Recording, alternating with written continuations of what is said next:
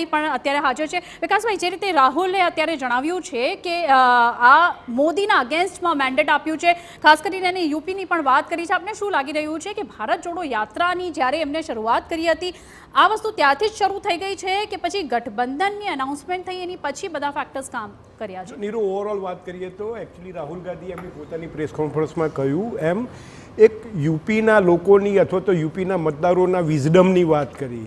હું કુલ મિલાવીને તમને વાત કરું તો યુપીના લોકોમાં એટલે એવું કહેવાય છે કે ઉત્તર પ્રદેશના લોકોની બ્લડમાં જ રાજનીતિ છે, એટલે નુક્કડ ઉપર બી રાજનીતિની ચર્ચા થતી હોય છે.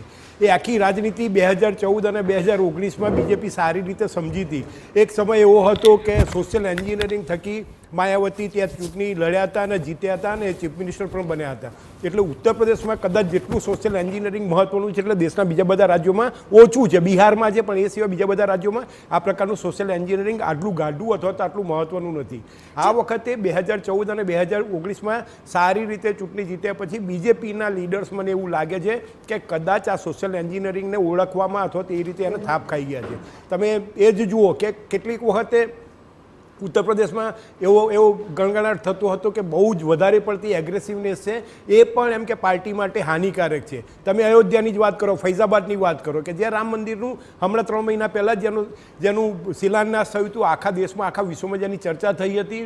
રામ મંદિરના મુદ્દાએ 1990થી અત્યાર સુધીમાં 30-35 વર્ષ સુધી રામ મંદિરનો મુદ્દો આખા દેશ માટે રિલેવન્ટ રહ્યો હતો. એ જ બેઠકો ઉપરથી બીજેપીના ઉમેદવાર હારી જાય એનો મતલબ શું છે?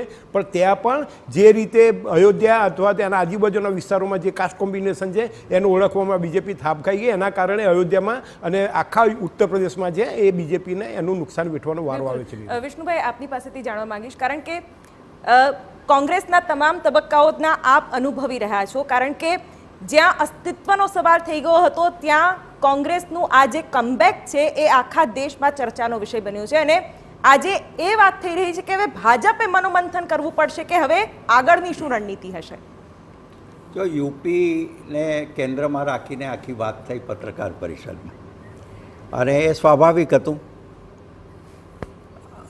આપણે વિકાસભાઈએ જે કહ્યું એ સાચી વાત છે કે એક અંદરથી યુપીની પોતાની રાજનીતિ છે. આ રાજનીતિ આજની નથી. 1967માં બિન કોંગ્રેસવાદની સરકાર ત્યાં રચાઈ હતી પહેલીવાર, અને પછી તૂટી પણ પડી. ત્યારથી શરૂઆત થઈ છે તો આજ સુધીમાં એક અલગ અલગ પડાવ આવ્યા છે. આ એક વધારાનો પડાવ છે, પણ હું આને પ્રાસંગિક પડાવ માનું છું. આ જે પ્રકારે પત્રકાર પરિષદ થઈ એમાં એમણે લોકતંત્રને બચાવવાનો પ્રામાણિક પુરુષાર્થ કરવો જોઈએ એમ કહેવાને બદલે માત્ર બંધારણની વાત કરી છે. અને એ બંધારણની વાત કે જેમાં 1975માં શ્રીમતી ઇન્દિરા ગાંધીએ જે બંધારણીય જોગવાઈઓનો હળાહળ ગેરઉપયોગ કરીને ઇમરજન્સી અને સેન્સરશિપ લાદી. બિલકુલ, આની સાથે આપણે વાત કરીશું આગળ આ વિશે પણ. આપણી સાથે અત્યારે કોંગ્રેસ પ્રદેશ અધ્યક્ષ શક્તિસિંહ ગોહિલ પણ જોડાઈ ગયા છે. અત્યારે અહીં સૌથી મોટી વાત જો આપણે ગુજરાતની કરીએ તો ગુજરાતમાં આ વખત ભાજપને હેટ્રિક કરતા રોકવામાં આવી છે અને ઓવરઓલ જે રીતનું ઇન્ડિયા ગઠબંધનનો ચિતાર જોવા મળી રહ્યો છે, આપની સૌ પ્રથમ પ્રતિક્રિયા શક્તિસિંહ. હું હૃદયથી આભાર માનીશ મારા વાલા ગુજરાતીઓનો, મારા કોંગ્રેસ પક્ષના કાર્યકર્તાઓનો. અમે એક વિપરીત સંજોગોમાં આખી ચૂંટણી લડ્યા. લોકશાહીમાં એવું કહેવાય છે કે જ્યારે ચૂંટણી આવે ત્યારે equal level of playing field, બંનેને સમાન વ્યવસ્થા આપવી જોઈએ અને સત્તા પક્ષ કે વિરોધ પક્ષ વચ્ચે ભેદભાવ વગર equal level of playing field મળવું જોઈએ. એ અમને નહીં મળ્યું. આપને યાદ હશે કે ચૂંટણી જાહેર થવાની હતી ત્યારે જ કોંગ્રેસ પક્ષના 11 એકાઉન્ટ, એમાં પૈસા ચૂંટણી લડવા માટેના હતા, એ એકાઉન્ટમાંથી સીઝ કરીને તમામ પૈસા ટ્રાન્સફર કરી લીધા. અમારી બધી જ એફડીઝ ફ્રીઝ કરી અને ભાજપને એમ હતું કે આ પૈસા વગર ચૂંટણી ક્યાંથી લડશે.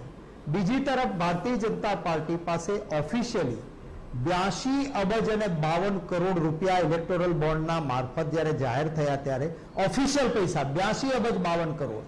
એટલે આવી વિપરીત સંજોગો, બીજામાં ઈડી, સીડી, સીબીઆઈ, ઇન્કમ ટેક્સ, આના દુરુપયોગો, આના વચ્ચે ચૂંટણી લડવાની હતી. પરંતુ દેશની જનતાનો ગુજરાતના લોકોનો હૃદયપૂર્વક આભાર માનું છું કે અમને પ્રેમ, સમર્થન, આશીર્વાદ અને ગેનીબેનને પૈસા આપવા માટે લોકોની લાઈન લાગતી. હું પોતે ચૂંટણી પ્રચારમાં ત્યાં ગયો છું. અમારા ઉમેદવારો મક્કમતાથી ચૂંટણી લડ્યા. એટલે આ એક પોઝિટિવ વસ્તુ જરૂર રહી અમારા માટે.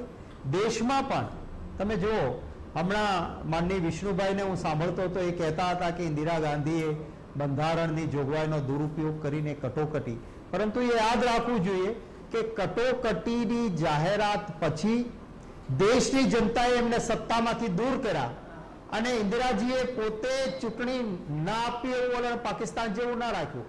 એમણે જ કટોકટી પછી ચૂંટણી આપી અને એ પછી હાર પછી એમણે સ્વીકાર્યું કે મારો ઈરાદો સારો હતો પણ મેં પ્રયોગ કર્યો એ ખોટો હતો અને હું દેશની જનતાની માફી માંગુ છું. અને આ જ દેશની લોકશાહીની પરિપક્વતા જુઓ કે દેશની જનતાએ ફરી જબરજસ્ત બહુમતી સાથે એ જ ઇન્દિરા ગાંધીજી જે સંસદની ચૂંટણી પણ હારી ગયેલા રાજનારાયણ જેવા એક વ્યક્તિ સામે એમને ફરી ચૂંટ્યા. જીવ્યા ત્યાં સુધી દેશના વડાપ્રધાન ઇન્દિરા ગાંધીને દેશની જનતાએ રાખ્યા. આપણી પરિપક્વ લોકશાહી છે. આપ જુઓ કે ભારતીય જનતા પાર્ટીને પહેલો ઈચ્છા એવી હતી કે રામ મંદિર બની જાય, રામ મંદિરના નામે મત મળી જશે અને 400 કે પાર હો જાएंगे. આ માન્યતા સાથે એમણે જગતગુરુ શંકરાચાર્યજી મહારાજની વાત પણ ન માની. આપણા હિન્દુ ધર્મમાં સનાતનમાં જગતગુરુ શંકરાચાર્યજી મહારાજ કહે એટલે આખરી હોય. જગતગુરુ શંકરાચાર્યજી મહારાજે કહ્યું કે મુહૂર્ત પણ નથી અત્યારે અને બીજું અધીરા મંદિરમાં પ્રાણ પ્રતિષ્ઠા ન કરાય. આ એમનું નિવેદન. છતાં શંકરાચાર્યજી મહારાજની વાતને ઠુકરાવી, જગતગુરુની વાતને ઠુકરાવી. અને કારણ કે રાહ જોવે મંદિર પૂરું થાય તો ચૂંટણી પૂરી થઈ જાય તો મતો ક્યાંથી માંગવા, આ કરીને એમણે ચૂંટણી માંગી, આપી દીધી, પહેલા પ્રાણ પ્રતિષ્ઠા કરી અને એ પછી બધે બોર્ડ લગાવ્યા હતા. હવે આપણને ભગવાન લાવે, આપણે ભગવાનને લાવ્યા એવું કહેવાય, છતાં ભારતીય જનતા પાર્ટીએ બોર્ડ લગાવ્યા, રામ કો જો લાયે હૈ ઉनको હમ લાએંગે. અરે આ અને ઉત્તર પ્રદેશના જાગૃત મતદાતાઓએ ઇશ્યુ બેઝ પોલિટિક્સ જોયું કે આ ધર્મના નામે છંછેડીને જે કરવા માંગે છે એ નહીં અને એના બદલે રિયલ ઇશ્યુને પકડી રાખીને, હું તો કદાચ એવું પણ થયું હોય કે ભગવાન શ્રી રામ તો મર્યાદા પુરુષોત્તમ છે, એમણે માફ કર્યા, પણ હનુમાનજી મહારાજે જે રાજ્યમાં આ વસ્તુ કરી ત્યાં ગદા ફેરવી કે સફાયો થયો ભાજપનો. બિલકુલ શક્તિસિંહજી, આજે એ જ ચર્ચા છે કે કોંગ્રેસનું જે કમબેક છે. બિલકુલ શક્તિસિંહજી, થોડી વાર પહેલા મલ્લિકાર્જુન ખડગે, રાહુલ ગાંધીએ પ્રેસ કોન્ફરન્સ પર કરી. આ સાથે ગુજરાતની પણ જો વાત કરવામાં આવે તો ગુજરાતને શક્તિસિંહ ગોહિલ જેવું એક નેતૃત્વ મળ્યું, એક અધ્યક્ષ સ્થાન મળ્યું, જેના કારણે ગુજરાતમાં પણ એક સ્થિરતા જોવા મળી. બીજી તરફ કેન્દ્રીય નેતૃત્વમાં પણ ખડગેજીનો જે રીતે એક દિશા નિર્દેશ મળ્યો ને એ પ્રમાણે સ્ટેબિલિટી સાથે કોંગ્રેસે ક્યાંક આ ચૂંટણી લડી છે.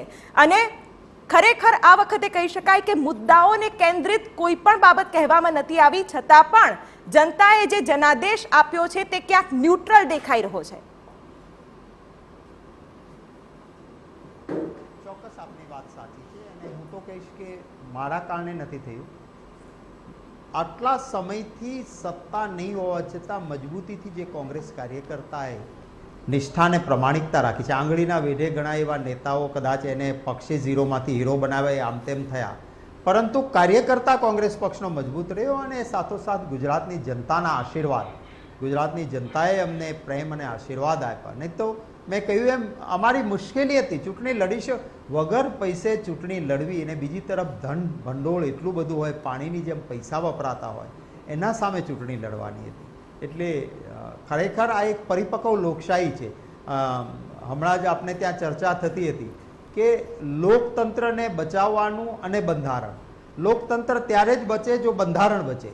જો બંધારણ જ આપણે છેડછાડ કરી નાખીએ તો લોકતંત્ર જ ના રહે, કારણ કે બંધારણથી લોકતંત્ર છે.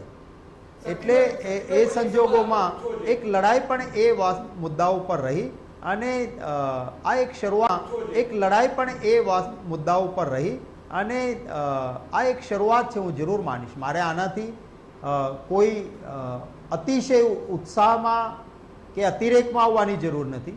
આ જેમ એક સીડી ઉપર જવા માટેની હોય એનું આ પહેલું પગથિયું મળી ગયું છે. હવે લોકોની સેવાની સાધના માટેનો યજ્ઞ કરીએ છીએ, એમાં મહેનત કરવાની છે.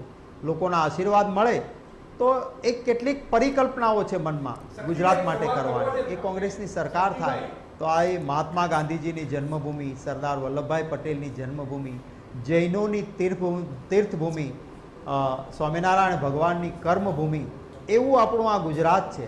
અને એ ગુજરાતમાં આપણે સ્ટુડિયોમાં વિકાસભાઈ છે, એમને સવાલ પૂછવો છે. શક્તિભાઈ આપને એક સવાલ પૂછવો છે કે પહેલી વખતે એમ કે છેલ્લા 10 વર્ષમાં પહેલી વખત કોંગ્રેસ એની હેટ્રિક બીજેપીની હેટ્રિકને અટકાવી શકી છે, એટલે બનાસકાંઠામાં સારું કહેવાય, એટલે અતિ સારું પરફોર્મન્સ કરી શકી છે. પણ ચૂંટણી શરૂ થઈ ત્યારથી લગભગ 3 કે 4 બેઠકો ઉપર જ કોંગ્રેસ એમ કે એક સારી કોમ્પિટિશન હતો, સારી ફાઇટ આપી રહી છે. એક એવો આભાસ થતો હતો. આપને લાગે છે કે હજુ કોંગ્રેસે વધારે સારી મહેનત કરી હોત તો કદાચ આ પરિણામમાં વધારે સારો સુધારો થઈ શક્યો હોત? ને વિકાસભાઈ, હું આપને કહીશ કે અમે બીજી બેઠકો છોડી છે એવું નહીં. નવસારીની બેઠક ઉપર પણ હું મિટિંગ કરવા ગયો છું અને તમામ જગ્યાએ પૂરો પ્રયત્ન રહ્યો. હા, ચોક્કસ અમને જ્યાં લાગતું હતું કે અહીંયા કદાચ બોર્ડર લાઈન ઉપર આમાં થઈએ તો ત્યાં વધારે પ્રેશર જરૂર કર્યું છે.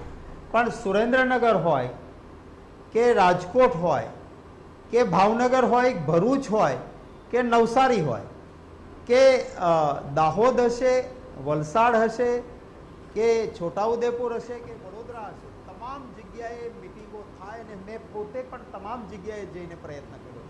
તમામ જગ્યાએ વિકાસભાઈ પ્રયત્ન કર્યો. પણ હા, એક પોલિટિકલ સ્ટ્રેટેજી જરૂર હતી કે અમે આઈડેન્ટિફાય 11 બેઠકો અમને લાગતી હતી કે અહીંયા વધારે સારી રીતે અમે પરફોર્મ કરી શકીશું, તો ત્યાં વધારે સમય આપ્યો છે, એ વાત પણ હું સ્વીકારું છું. પરંતુ તમામ જગ્યાએ અમારી મહેનત અમે ક્યાંય ગીવ અપ કરી નહોતી કે અમદાવાદની આ બેઠક છે તો નથી લડવાની કે ગાંધીનગરની બેઠક જવા દો, એવો પ્રયત્ન નહોતો. તમામ જગ્યાએ મહેનત કરવાનો પ્રયત્ન. હજુ પણ કોંગ્રેસે ગુજરાતમાં સારું પ્રદર્શન કરવા માટે શું કરવાની જરૂર હતી? અત્યારે હું માનું છું કે અમારી કોઈ કમી રહી ગઈ છે એવું નથી. ભવિષ્ય માટે અમારે કારણ કે આ પીરિયડ દરમિયાન જેટલું વગર સંસાધને કરી શકીએ એ બધું જ કર્યું હતું. અને એનું જ પરિણામ છે કે તમે 2014, 2019, 2022 કે ઇવન 2017 એના મતોની ટકાવારી અને આજના મતોની ટકાવારી જોશો તો એમાં ખૂબ અમને ફાયદો મળ્યો છે. પાટણની બેઠક છેલ્લા થોડા રાઉન્ડમાં અમારે થોડા મતોથી અમે ગુમાવી છે. પાટણ પણ અમે જીતની બરાબરીથી ચાલતા હતા. પહેલા રાઉન્ડથી એક પણ વખત અમારા ઉમેદવાર પાછળ નહોતા. છેલ્લા 1-2 રાઉન્ડમાં જ અમને નુકસાન આવ્યું. એટલે આ બેઠક, પરંતુ ભવિષ્ય માટે જરૂર મને મારી સ્ટ્રેન્થની પણ આમાંથી ખબર પડી છે, મારી વીકનેસની પણ આમાં ખબર પડી છે. તો જ્યાં જ્યાં મારી નબળાઈ છે એ દૂર થાય, મારી મજબૂતાઈ છે એ વધુ મજબૂત બને, કે જેથી આવતા દિવસોમાં હજી વધુ સારું પ્રદર્શન થાય એ માટે સતત પ્રયત્નો એ જરૂર રહેવાના. બિલકુલ શક્તિસિંહજી, આપને પહેલા તો અભિનંદન, કારણ કે ખરેખર કોંગ્રેસમાં પ્રાણ ફૂંકનારા આ પરિણામો ચોક્કસથી કહી શકાય. આ મુદ્દે આગળ પણ ચર્ચા કરીશું, વિશ્લેષણ કરીશું. તે પહેલા રોકાઈએ એક બ્રેક માટે.